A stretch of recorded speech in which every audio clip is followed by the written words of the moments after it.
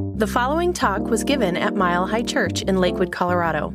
Please visit our website at milehighchurch.org. You know, one of the most difficult people to be with during a challenge is probably ourselves.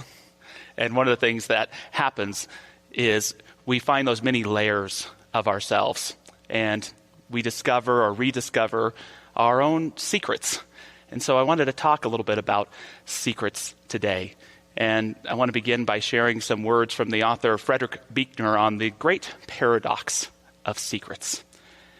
He says, "Secrets tell what is perhaps the central paradox of our condition, that what we hunger for perhaps more than anything else is to be known in our full humanness. And yet that is often just what we also fear more than anything else." He adds, "I not only have my secrets, I am my secrets, and you are your secrets. Our secrets are human secrets, and our trusting each other enough to share them with each other has much to do with the secret of what it means to be human."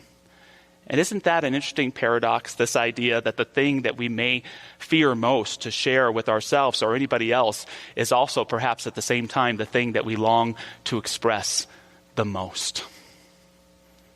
And for me, there are three types of secrets. The first have to do with our stories. It's not necessarily the stories that we tell ourselves or the experiences that we had. It's all of the beliefs that build up over time about those experiences and about those stories. For Buechner, part of why he was writing what he just shared is that when he was 9 years old, his father committed suicide. And this created a secret in his life. Not only did he have to lose his father, but he had to deal with the taboo of not being able to bring up his father, of not wanting to upset his mother, of not wanting to feel guilty for his father perhaps not wanting him and feeling abandoned. It can be the shortest experience, but it can cause us to feel like we're getting lost along the way. One of my favorite odd couple pairings of the last several years is actually a political one between the Republican political strategist Karl Rove and the Democratic political strategist David Axelrod, who shared a secret together. The secret that they shared was that both of their parents, they had both lost parents to suicide. Axelrod, when he was a teenager, lost his father, and Rove's mother committed suicide in her early 1950s. And they both shared together the feelings of guilt, the inability to feel it was safe to talk about the loss of their loved ones, and the ability to live on and move on. But I love something that Rove shared. He says, "To those who contemplate suicide, realize the world won't be better for your absence. There will be a child, spouse or parent, a colleague or coworker, neighbor or friend who will miss you more than you know. Despair can be overwhelming, but it is not permanent. We all need others to walk beside us in difficult moments. And remember, you are precious in the eyes of God and those who love you." I'm sure we all understand that one of the byproducts of this challenge that we're going through is deep depression. Many of us are alone, and it reminds me of something that our own Dr. Raz shares about recovery. He says that addiction happens in isolation, yet recovery happens in community. It's so important to know that even if you're having a difficult time, that you're loved, that you're cared for. And even if we have to connect digitally, we have this community together. We're all in this together. The second kind of secret has to do with the hidden beliefs that come from these experiences that we sometimes hide even from ourselves. I want to share with you today that that's my belief that we can't not share our secrets, whether we honestly express them to someone or they come out by accident in how we relate with one another. Either we share them authentically or we express them inauthentically. So it's so important to become aware and to stay mindful of these hidden beliefs when they come up. For me, that means admitting to myself my own secrets when I see them. To take that moment to pause and to admit to myself that there's part of me that feels unlovable. To pause and to realize at times there's a part of me that comes forth that worries if I'm a good enough father, or a good enough husband. There's part of me in this wide seeming mess of what's going on that has to admit that there's part of me that's afraid, that's in doubt for humanity. And yet it's when I admit these secrets to myself or to people that I trust that they come into light and I can see that they're not the truth of who I am, that I am loved, that I can always be a better husband and father, but I do a pretty good job here or there, and that we as human beings have the resilience within us to tell our secrets, to honor where we've made mistakes, but to step fully into that power and truth of who we are. And this leads me to the third kind of secret, which is the main heart of my message to you today. It has to do with the divine secrets, the inner truth of each one of us. One of the oldest historical pieces of the Holy Bible is the Psalms. And the Psalms, scholars believe, go way back to the early oral tradition of the Hebrew people. And we have this beautiful word for the divine in there, the secret place of the Most High. He that dwelleth in the secret place of the Most High shall abide under the shadow of the Almighty. What is the secret place of the Most High? Why is it so secret? The answer is because the secret place of the Most High is found, cultivated, and developed within each one of us. Why is it a secret? Because at different times in our history, it could be blasphemous to say, I believe that God is within me, that God is in all people. It could be seen as hubris or egotistical to say, I am an expression of love and I dedicate my life to caring and compassion. It could seem egotistical to say, I'm not broken. I don't need fixing. I am whole, perfect, valuable, precious, just the way that I am. These are the kind of divine secrets that I'm talking about today, and it's time that they become not so secret anymore. Jesus alluded to these divine secrets when he would say things in the Gospel of Mark like, for those who have ears, let them hear. He wasn't talking about listening. He was talking about understanding the secret place of the Most High within us. When he encouraged his followers to pray in the closet, what he wasn't necessarily saying to me was be humble in your prayer, but go to that place where you can speak your divine secrets without fearing retribution or judgment. The most important thing for each one of us at this time, right here and right now, is to be aware of the divine secret within ourselves and begin to admit it to ourselves, to begin to know it for all of society around us. And we do that through our spiritual practice. That's where we meet that great Almighty at the secret place of the Most High within us. Through meditation, through prayer, through contemplating the facts of life from the highest point of view. That's where we connect. There's a couple great Sufi quotes about this that I want to share with you this morning. Ahmed Aktif, who said, let the eye of your heart be opened, that you may see the Spirit and behold invisible things. And from Al-Ghazali, dear friend, your heart is a polished mirror. You must wipe it clean of the veil of dust that is gathered upon it, because it is destined to reflect the light of divine secrets. That's part of our job right now, my friends. Keep polishing your heart so that it can tell the story of your divine secrets. I have a question for you today. For those online, I'd love to hear your answer on Facebook or Vimeo. And it's, what's your Bible? In other words, what's that text or whatever it is that you go to when you're having a tough time to remind you of the spiritual truth of who you are? It could be the Bible. It might be the Harry Potter books. It could be whatever that go-to is for you. I know Tom Litch's is Eckhart Tolle. Michelle, what's yours? Illusions by Richard Bach. Dr. Barry? You're kind of a Bible dude? Good for you. Dr. Patty, how about for you?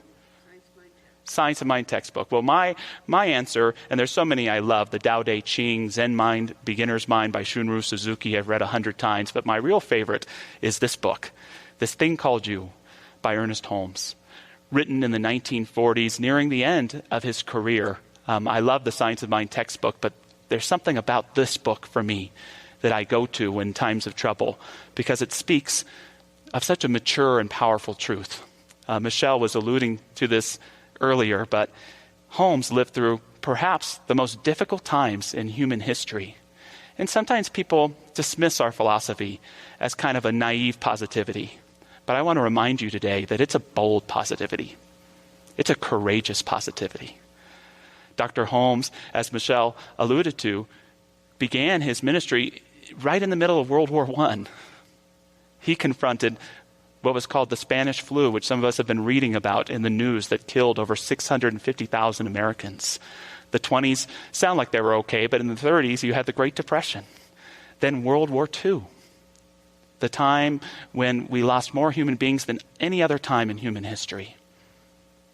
Then you had the creation during World War II of the atom bomb, humankind's first ability to recognize that it could destroy itself. Holmes didn't talk a lot about these situations. He just responded to them with this bold positivity. And that's where I think this book, this thing called You, was born. Because recognizing that first time that humankind could destroy itself, he also realized that it could only be humankind that could save itself. He shares, knowing that good alone is real, I know that there is one power which acts and reacts in my experience, in my body and in my thought. I know that God alone has power either to act or react. Everything that I do, say, or think today shall be done, said, or thought from the spiritual viewpoint that God, who is life, is in everything. I know that this recognition establishes the law of harmony in my experience, the law of prosperity, a sense of happiness, peace, health, and joy. Today, I hold communion with this invisible presence, which peoples the world with the manifestations of its life, its light, and its love. I withdraw the veil which hides my real self and draw close to the Spirit in everything and everyone. I accept everything that belongs to the Spirit. I claim everything that partakes of its nature. Don't think of this statement as one meditating on a bench, but one who is seeing perhaps hell around them, knowing and holding on to that truth. Holmes, in this thing called You, invites us to imagine a tunnel. And on the other side of that tunnel, you see the place of your divine secrets, the land of milk and honey, the kingdom of heaven, what is highest and best and can be for your life. And where you are on the outside of that tunnel, Holmes invites you to imagine, to see desolation, to see what's lacking, to see coronavirus, to see the economy in free fall. And he invites us to walk through that tunnel. And as you walk through that tunnel, he says it's going to get dark.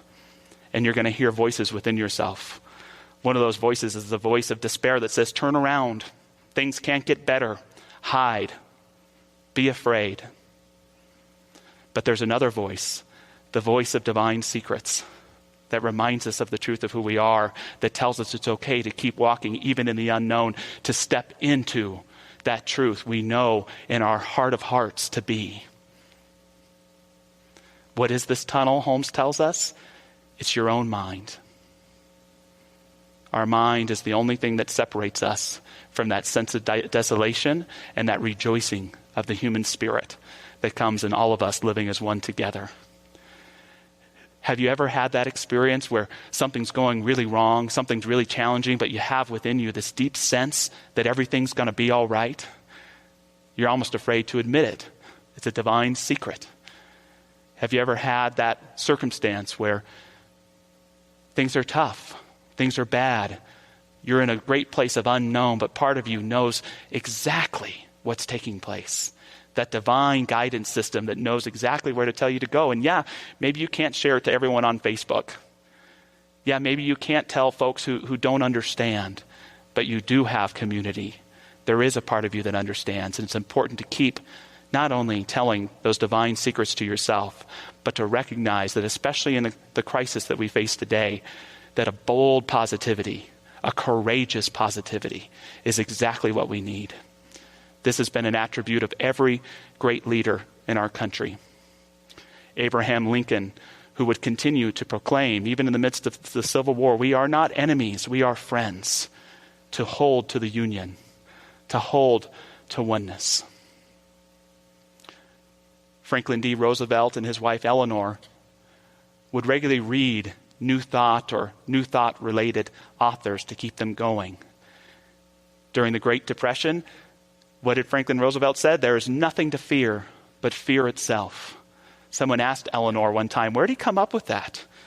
She pointed him to the work in the journals of Henry David Thoreau, who was a mentee of Ralph Waldo Emerson, our philosophical forefather.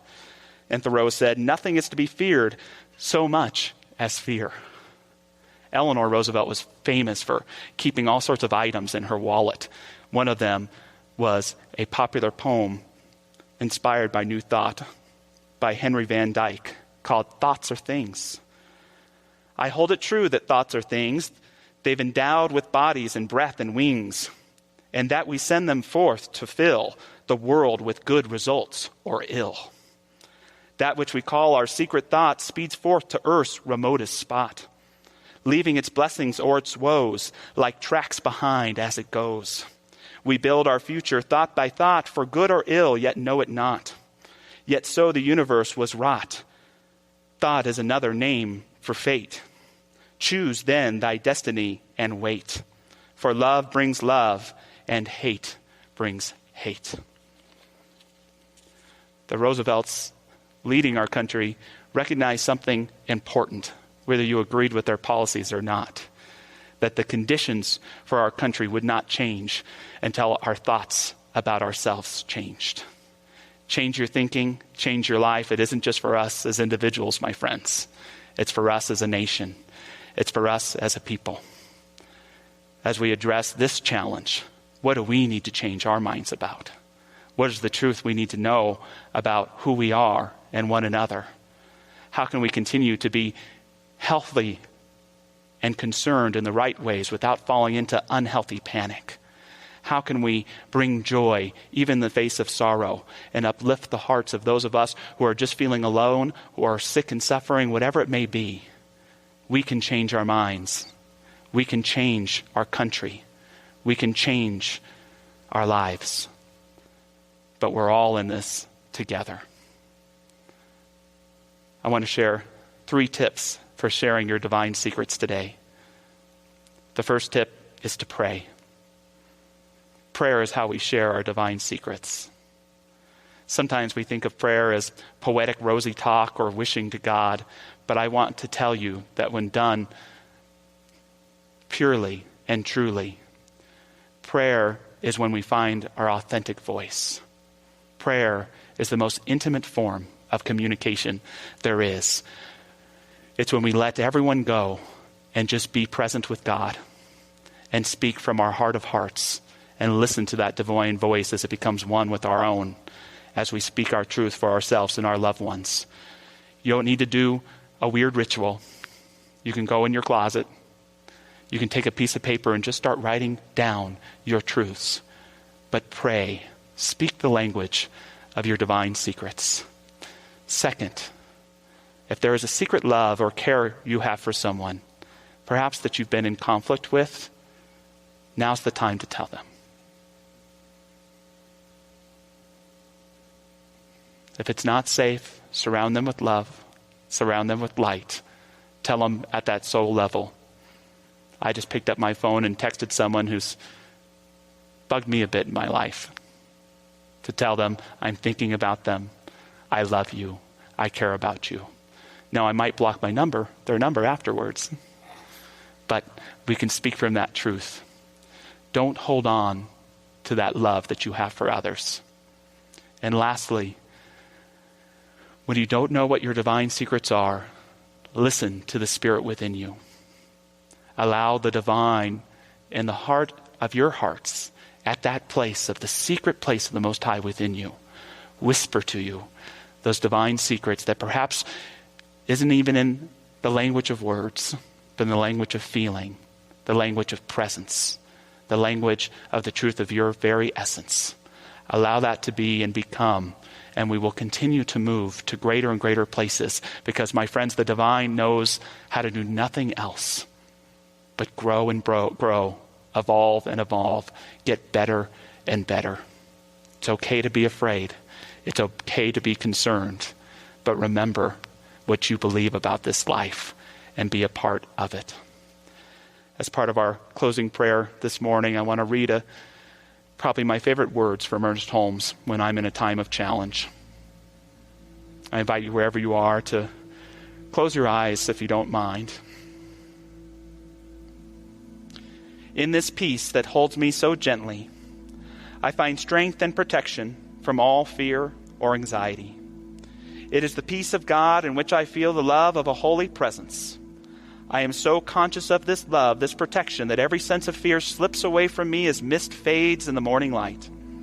I see good in everything, God personified in all people, life manifest in every event. I'm going to read these prayerful words again, and I'm going to invite you to repeat after me, to whisper these words or shout them. In this peace that holds me so gently,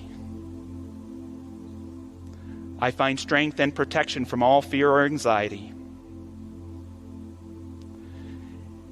It is the peace of God in which I feel the love of a holy presence. I am so conscious of this love, this protection, that every sense of fear slips away as mist fades in the morning light. I see good in everything, God personified in all people, life manifest in every event. So where we are in this mile-high consciousness, all over the world today, let's lift up our brothers and sisters, our animals, our planet, our nature, our river, our streams, especially our doctors, our nurses, our leaders right now. We lift them up. We see the divine in them, and we know that even when they don't know what to do, something in them does know what to do. We uplift our own hearts, our own bodies, our own lives. No matter where our physical state may be, there is a wellness within that carries us forward, that could never be torn asunder. We uplift ourselves and step into not the challenge, but the divine opportunities of this moment to become that much more that which we are. Knowing that which we are has all the healing, all the answers, all the truth, all the byproduct of love and prosperity that we need. We allow it to become. And let us please say together, and so it is. Amen. Thank you for listening to the Mile High Church podcast. This podcast is made possible by the generous contributions from listeners like you. If you'd like to make a donation, please visit us at milehighchurch.org. Have a fabulous day.